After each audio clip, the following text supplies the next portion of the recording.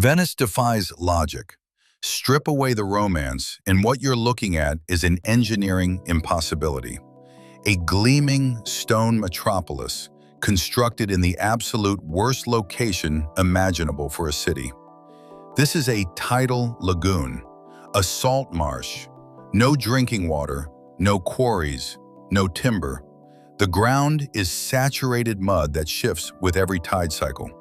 Yet by the year 1100, while the rest of medieval Europe huddled in fortified hilltop castles and river valley settlements, here stood something that looked like a fever dream, a sprawling stone civilization floating directly on the Adriatic. I've digitally reconstructed 12th century Venice to show you exactly how it looked. But we're not here for postcard scenery. We're going beneath the waterline, into the engineering, the politics, and the survival strategies that kept this place from disappearing into the sea for over a millennium. Venice wasn't planned, born from terror. When Rome collapsed, waves of invaders swept across Italy: Huns, Goths, Lombards. The people of the mainland ran. They ran until geography stopped them at the ocean's edge. Then they did something desperate. They waded into the marsh. The logic was grim but effective. Cavalry-based armies couldn't pursue them through soft tidal flats. What began as emergency shelter became permanent residence. By 1100, those desperate refugees had transformed their hiding place into a republic, one of the wealthiest trading powers in the known world. But the fundamental problem never went away. How do you construct multi-story stone buildings on top of underwater mud? If you could drain the Grand Canal today, the sight beneath would shock you. Not stone foundations, a submerged forest. Millions upon millions of wooden stakes driven deep into the lagoon bed. This represents perhaps the most audacious engineering project of the medieval world. Venetian builders discovered that if you hammer timber deep enough, past the unstable silt, down into the dense clay layer called the Coranto, it creates a stable platform. But wood decays, doesn't it? Not here. The anaerobic environment, mud so dense and oxygen depleted that decomposing organisms cannot survive, doesn't rot the wood. It mineralizes it. The timber essentially fossilizes, becoming harder than the day it was installed. Every structure we're examining, cathedrals, palaces, bell towers, stands balanced atop a fossilized forest of ancient trees, floated down from alpine slopes centuries ago. The entire city hovers on wooden stilts above the abyss. The heart of Venice looked dramatically different in 1100 than the geometric plaza tourists photograph today. A canal, the Rio Battario, actually bisected the space, separating the church from the main square. The surface wasn't elegant marble paving, it was compacted earth and rough brick, perpetually muddy, crammed with merchant stalls where traders haggled in a dozen different tongues. This was the collision point between Western Europe and Byzantium. Venice in 1100 maintained complex ties to Constantinople, nominally subordinate on paper, fiercely independent in practice. That Eastern orientation saturated everything, especially the architecture. Examine St. Mark's Basilica. This was the third church constructed on this exact spot. The version standing in 1100 had been started in 1063, practically brand new by medieval standards. It looks nothing like Northern European cathedrals with their pointed Gothic arches. This is Byzantine architecture transplanted to Italian soil. A Greek cross floor plan crowned by 5 massive domes, something you'd expect in Constantinople or Damascus. That wasn't accidental. The Venetians were broadcasting a message. We are the inheritors of Rome. The interior wasn't the dim, cold space of English churches. It blazed with light. Craftsmen were covering the ceilings in gold glass mosaics, millions of tiny tiles, each angled slightly differently to catch and scatter candlelight. Walking inside felt like entering the interior of a gemstone. But the building itself was secondary. The real treasure lay beneath the altar, the physical remains of Saint Mark the Evangelist. The acquisition story reads like a heist film. In 828, two Venetian merchants in Alexandria, Egypt, decided their city needed a major saint to gain religious credibility. They stole Mark's body from an Egyptian church. To smuggle the corpse past Muslim port authorities, they concealed it beneath layers of raw pork. When guards inspected the cargo, the forbidden meat disgusted them into waving the merchants through without thorough examination. Venice erupted in celebration. They constructed this basilica as a monumental reliquary, a sacred vault for stolen bones. Suddenly, they weren't swamp dwellers. They were protectors of the Lion of St. Mark. Divine legitimacy acquired through audacious theft. Adjacent to the basilica stands the Doge's palace, but the 1100 version bears little resemblance to the delicate pink Gothic structure of later centuries. In this reconstruction, you see a fortress, thick defensive walls, crenellated battlements, narrow archer windows, towers positioned for military defense. Venice remained a dangerous place in 1100. Rival clans battled for dominance. Street violence erupted regularly. Mainland powers eyed the wealthy lagoon with predatory interest. The Doge wasn't yet a ceremonial figurehead in elaborate robes. He was a military commander operating from an armored compound. This complex contained the armories, law courts, and prison cells. It was simultaneously the brain and the fist of the Venetian state. Connected to the palace by a covered elevated passage stood the Bridge of Sighs.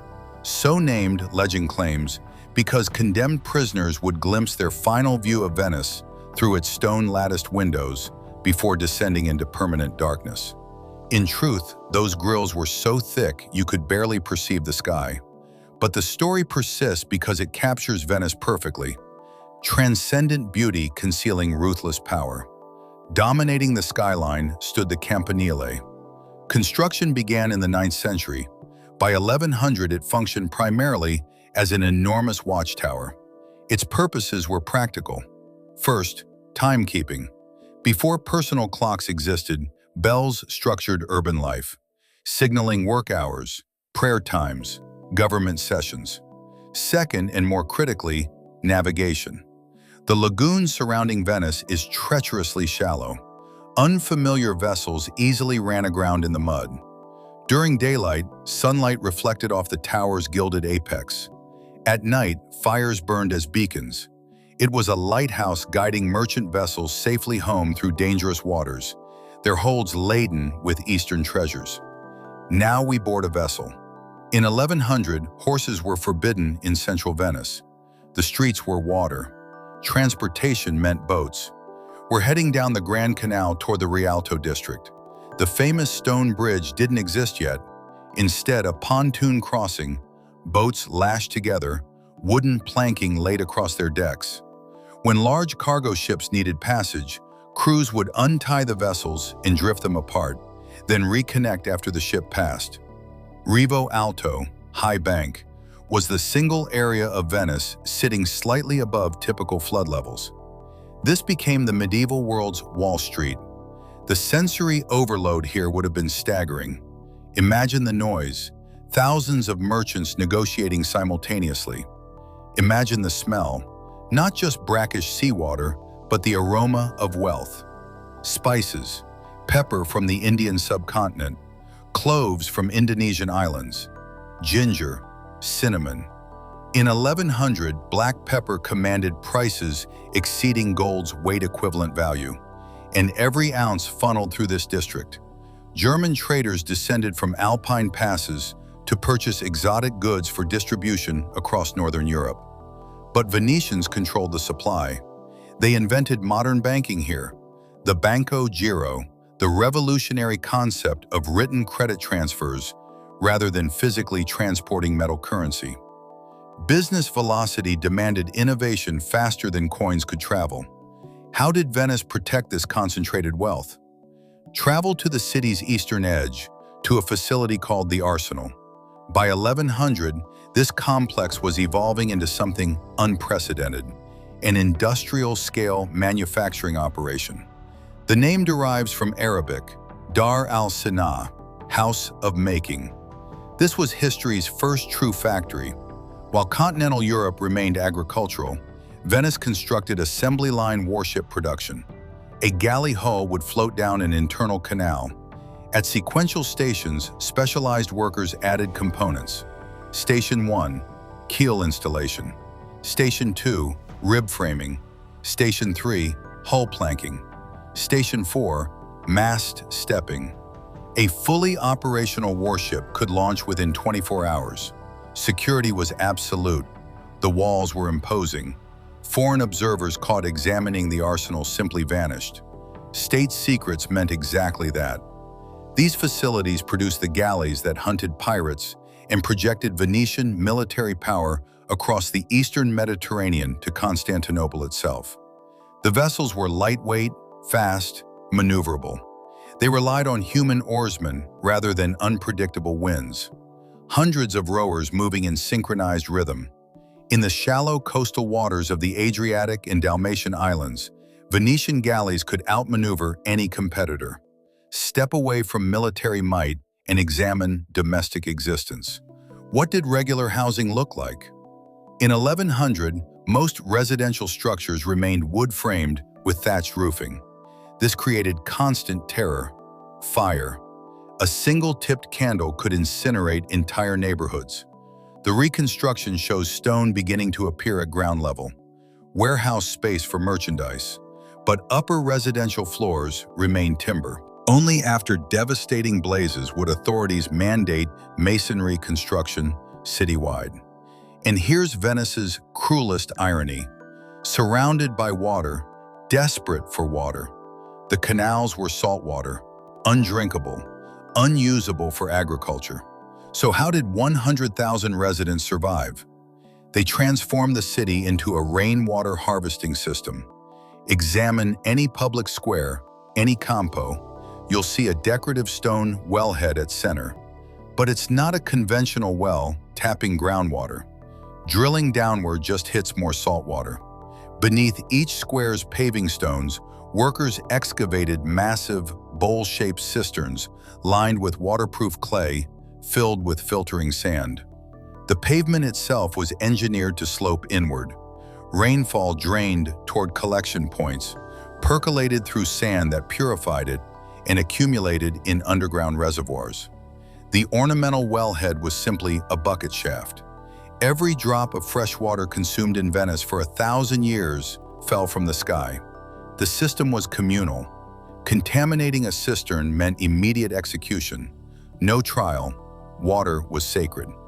The 1100 city layout was disorienting. Venice wasn't a unified landmass. It was 118 separate islands connected by wooden bridges. Each island functioned as a semi-autonomous village. Its own church, its own square, its own cistern, its own powerful patron family. Identity was hyper-local. Residents didn't identify as Venetian first. They were from San Polo or Cannaregio. Inter-island rivalries burned hot. They produced the battagliole, ritualized bridge battles. Men from opposing neighborhoods met on narrow railless bridges and fought hand-to-hand until one side fell into the sewage-filled canal below. Controlled violence, social pressure release in an overcrowded urban environment. And speaking of sewage, Venice possessed an ingenious waste management system, the moon. Adriatic tides are powerful. Twice daily, incoming tides flooded the lagoon with clean seawater. Twice daily, outgoing tides flushed waste seaward. The canals functioned as the sewer network. In 1100, pipes emptied directly into waterways. Disgusting by modern standards, but tidal action kept the system functional. Low tide during summer months, though, the stench must have been memorable. Travel to the lagoon's periphery, to Murano Island. Glass manufacturing was accelerating here. Eventually, authorities would forcibly relocate all glassmakers to Murano to prevent citywide conflagrations. But even by 1100, the furnaces blazed. Venetian glass was cutting-edge technology. Craftsmen produced cristallo, glass of unprecedented clarity, while European competitors managed only cloudy greenish material. They absorbed techniques from Syrian and Byzantine masters, then improved upon them. They manufactured mirrors. Consider living in a world where you'd never clearly seen your own reflection, then encountering a perfect mirror for the first time. It seems supernatural. Trade secrets received fierce protection. A glass master attempting to defect, to sell his knowledge to French competitors, the Republic dispatched assassins. Intellectual property theft was capital crime. Yet the true foundation of Venetian wealth wasn't glass. It wasn't even spice. It was salt. The southern lagoon contained vast evaporation ponds. In the medieval period, salt was the sole reliable method for preserving food. Winter meat consumption required salt. Venice held monopoly control. They supplied mainland markets and taxed heavily. Scan the 1,100 waterways and notice something missing. The sleek black gondolas of postcards didn't exist yet. Period boats were different, broader, colorfully painted, often draped with silk canopies concealing passengers from view. The sumptuary law mandating uniform black paint, prohibiting ostentatious wealth display, came centuries later. There was darkness beneath the beauty. Venice operated as a major slave trading hub. Venetians captured people from the Dalmatian coast. The word slave derives from Slav, and sold them in Alexandria and Constantinople markets. They traded timber and iron to Islamic powers in exchange for silk and spices, even when papal authorities explicitly forbade such commerce. Venetians had a saying, "We are Venetian first, Christian second." Business was business. If Saracen buyers had currency, Venetian merchants had merchandise. This pragmatism generated enormous wealth and earned deep suspicion from the rest of Christendom. By 1100, Venice was positioning itself for its greatest gamble yet. The Crusades were beginning. Venetian leaders recognized opportunity. They could lease their naval capacity to crusading armies. You want transport to liberate Jerusalem? Certainly. That will cost 85,000 silver marks, and we claim half of everything you conquer. This mercenary calculus would eventually lead them to hijack the Fourth Crusade entirely, diverting Christian armies to sack Constantinople itself, all orchestrated by the elderly, blind Doge Enrico Dandolo. Those bronze horses standing atop St. Mark's today? Stolen from Constantinople during that catastrophe. But in 1100, that hadn't happened yet. They were still the ambitious upstarts, the swamp survivors learning to build empires. Standing on the wooden docks of the Rialto in 1100, watching sunset light fracture across the water, you'd sense something electric in the atmosphere. The ground was unstable, the water levels were rising, the political environment was lethal. But there was something else, a collective conviction that destiny was unfolding. These people took geography's worst hand and transformed it into a wealth-generating machine. They conquered the sea because they possessed no land.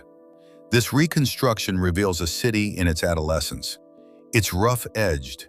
It smells of tar and sweat and exotic cargoes. It's a perpetual construction zone, pilings being driven, stone being offloaded, gold being hammered into ceiling mosaics.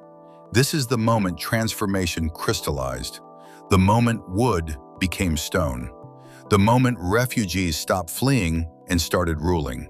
The expression, "worth his salt," that's from this era. Venice's initial fortune, the capital that funded the first stone palaces, derived from evaporating seawater. Thanks for watching. If you're interested in exploring more historical reconstructions and understanding how ancient civilizations actually functioned, consider subscribing. We're building something here, bringing the past back to visual life, one impossible city at a time. Drop a comment below. What other impossible cities should we reconstruct next?